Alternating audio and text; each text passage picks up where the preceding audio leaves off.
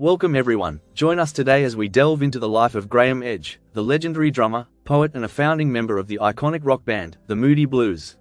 So let's dive in. Graeme Charles Edge, born the 30th of March 1941 in Rochester, Staffordshire, in England. He was zodiac sign Aries. Born into a musical family, Graeme's heritage was steeped in performance. His father, grandfather, and great-grandfather were all music hall singers, while his mother played piano for silent films. The family relocated to Birmingham when Graeme was just 6 months old. Initially training as a draftsman, Graeme's life took a turn with the rise of rock and roll, drawing him fully into the music scene. He began as the manager of the Blue Rhythm Band, a role that often meant moving gear and hosting rehearsals at his home. Though not originally a drummer, he closely observed the band's percussionist and dabbled with the drums. When the band's drummer abruptly quit, Graeme stepped in temporarily, playing for 3 weeks until a replacement arrived.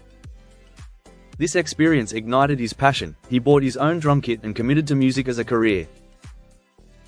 Graeme's first venture into pop music was with Jerry Levine and the Avengers, a band that found local success performing in pubs. The lineup featured Roy Wood, who would later rise to fame with the Move and Electric Light Orchestra. They released a single with Decca Records, Dr. Feelgood, with the B-side, It's Driving Me Wild, and even made a TV appearance on Thank Your Lucky Stars. By April 1964, the Avengers had split up, and Graeme joined forces with guitarist Denny Laine and bassist Clint Warwick to form the R&B Preachers. When the group dissolved, the three of them, along with Ray Thomas and Mike Pinder, formed the M&B Five, soon to be renamed the Moody Blues. Graeme laid the rhythmic groundwork for the original R&B and rock-driven lineup led by Denny Laine. He played on all of their Decca singles, including the UK #1 hit, Go Now, in January 1965, as well as other successful tracks that year like, I Don't Want to Go On Without You, Every Day, and, From the Bottom of My Heart, I Love You. After Denny Laine and Clint Warwick left the group, Justin Hayward and John Lodge joined in 1966, and the group initially stuck to their R&B roots before evolving their style. Graeme became the band's poet, contributing verses to their albums. On Days of Future Past in 1967, he wrote Morning Glory and Late Lament, both narrated by Mike Pinder. Graeme himself opened, In Search of the Lost Chord in 1968, with his short poem, Departure, while Pinder later recited his The Word.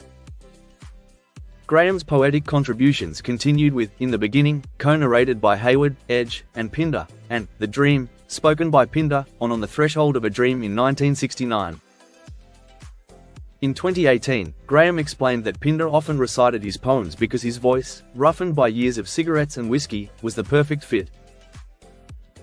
In 1969, as the band launched their own label Threshold Records, Graeme began contributing more original material. His spoken piece, Higher and Higher, featuring a dramatic rocket launch sound effect, opened the band's fifth album, To Our Children's Children's Children. As usual, Mike Pinder narrated the poem, while the album also showcased Graeme's instrumental piece, Beyond. On a question of balance in 1970, Graeme's whispered lyrics to Don't You Feel Small blended with the band's vocal harmonies. He also co-wrote the closing track, The Balance, with Ray Thomas, featuring another narration by Pinder.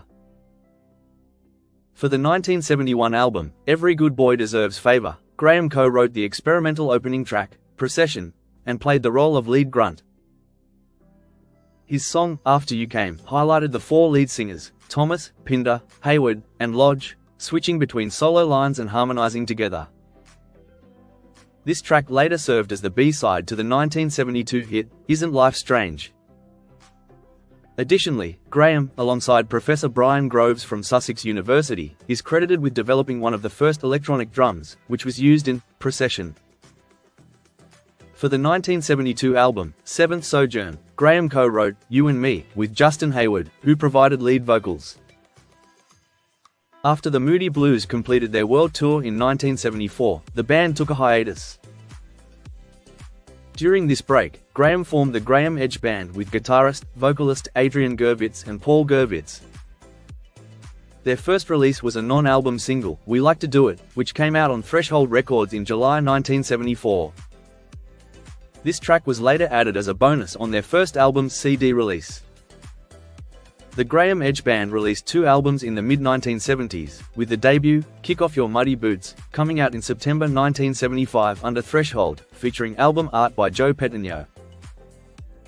It included guest performances, such as Ginger Baker co-drumming on "Huge Anna Woman", and backing vocals from Moody Blues' Ray Thomas. The album peaked at number 107 on the Billboard chart. Graeme lived aboard his 70-foot yacht, Delia, on the Greek island of Corfu. During his round-the-world voyage, he fell in love with the rhythms of salsa, calypso, samba, and reggae while visiting the Caribbean.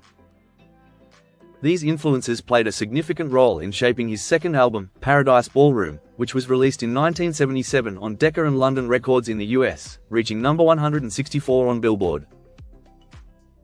The album was accompanied by the single, Everybody Needs Somebody. Like the first, it featured Adrian and Paul Gervitz and had gatefold artwork by Pettigneau.